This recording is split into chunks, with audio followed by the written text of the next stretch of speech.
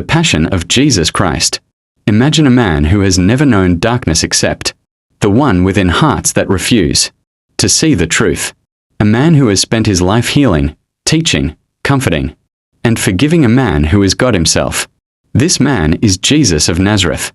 It is late at night. The air in the Garden of Gethsemane is heavy with the scent of olive trees and the quiet tension of impending betrayal. Jesus kneels, his face wet with sweat, not of water, but of blood from the sheer weight of what he knows is coming. He prays, voice trembling yet steadfast, "Father, if it is possible, let this cup pass from me. Yet not my will, but yours be done." Every word is soaked in love, courage, and surrender. Suddenly, the stillness is broken. Torches flare in the night. Soldiers march forward, led by Judas, the very one he called friend. With a kiss, Judas marks him for arrest. Jesus does not resist. He is silent, calm, yet resolute. He knows that the path of suffering is the path to salvation. The disciples scatter, fear gripping their hearts, leaving him alone to face the darkness. Now, he is brought before the Sanhedrin, the Jewish council, where leaders shout accusations. "You claim to be the Son of God. Blasphemer." But Jesus remains silent, even as false witnesses rise against him. Then he is taken before Pontius Pilate, the Roman governor, a man conflicted, who finds no fault in him. Pilate, seeking to release him, offers the crowd a choice: Barabbas or Jesus. The crowd shouts, demanding the death of the one who is truly innocent. Jesus is sent to Herod, mocked and humiliated, wearing a robe of mockery and a crown of thorns pressed cruelly into his head. Every thorn digs into his flesh. Every rope that binds his hands bites into his skin. Yet he endures in perfect silence, showing a strength no soldier or king could muster. The journey to Golgotha, the place of the skull, begins. Jesus bears the cross, heavy and rough against his bruised shoulders. The ground is uneven, stones cutting into his feet. He stumbles, falters, but never gives up. A man named Simon of Cyrene is compelled to help carry the cross.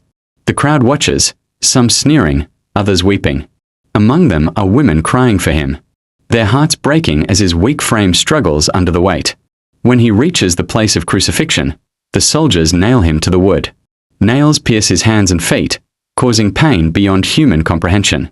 His body hangs suspended, the sky above darkening as if nature itself mourns. A sign is placed above his head: Jesus of Nazareth, King of the Jews.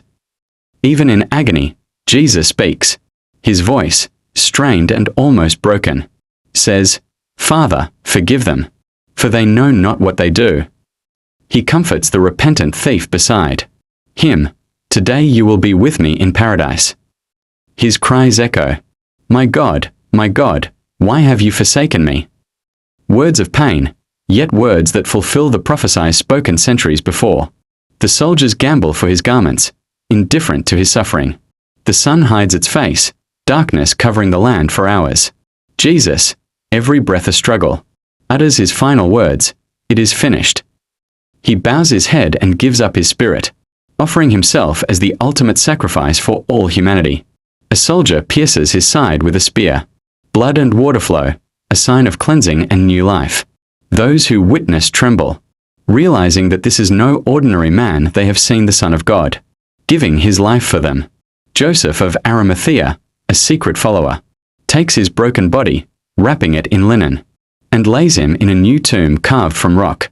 A massive stone is rolled in front, and guards are posted to ensure the body is not stolen. The world seems to pause, heavy with grief and sorrow. Yet, even in death, there is hope. The crucifixion was not the end, it was the beginning of redemption. Through his suffering, humanity finds forgiveness. Through his death, the power of sin is broken.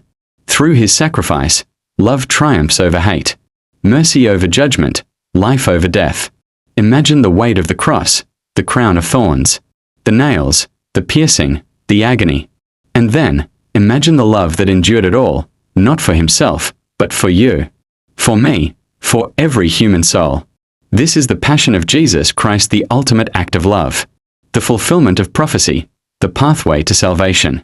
Jesus died for us to take our punishment, restore our relationship with God, show God's love, defeat sin and death, and provide a way for eternal life.